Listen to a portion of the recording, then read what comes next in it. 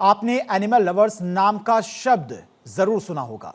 वो लोग जो खुद को पशु प्रेमी कहलवाना पसंद करते हैं, लेकिन इनमें से कई लोग हैं जो सिर्फ फोटो खिंचवाने या रील बनवाने के लिए बाहर निकलते हैं। लेकिन कुछ लोग असल में बेजुबानों के दर्द को ना सिर्फ समझते हैं बल्कि उसे महसूस भी करते हैं। उनमें से एक हैं अनंत अंबानी, जिन्होंने कोलंबिया में हिप्पो की समस्या पर ऐसा कदम उठाया जिसकी पूरी दुनिया सराहना कर रही है।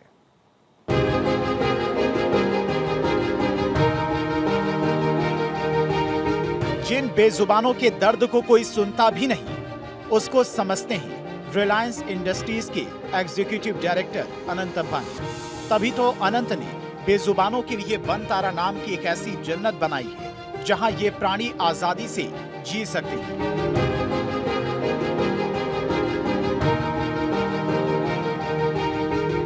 अनंत के इस अटूट प्रेम की मिसाल आसानी से नहीं मिलती। अब उनके सराहनीय प्रयासों में एक और ऐतिहासिक कदम जरूर जुड़ा है।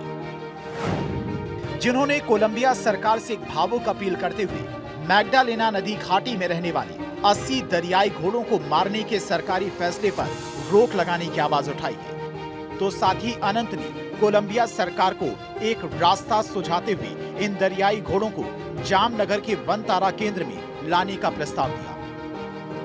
कोलंबिया सरकार ने हाल ही में इकोसिस्टम और सुरक्षा का हवाला देते हुए 80 हिप्पोपोटामस को मारने का आदेश दिया है। इस पर जब दुनिया खामोश रही, लेकिन अनंत अंबानी ने आवाज उठाई, इन जीवों की जिंदगी बचाने के प्रयास का फैसला लिया और दुनिया को उसकी जिम्मेदारी भी याद दिलाई। इसी सिलसिले में अनंत अंबानी ने कोलंबिया की पर्यावरण और सतत विकास मंत्री इरेन वेलेज टोरेस को औपचारिक खत भी लिखा, जिसमें न सिर्फ इस फैसले पर रोक लगाने का अनुरोध शामिल है बल्कि हिप्पोस को वनतारा तक पहुंचाने का पूरा प्लान भी है।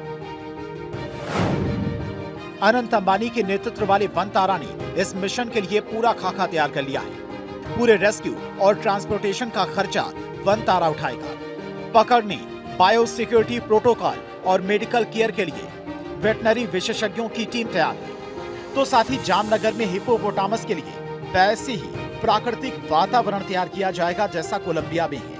साथ ही इन 80 जीवों की जीवन भर देखभाल की जिम्मेदारी भी वनतारा की होगी।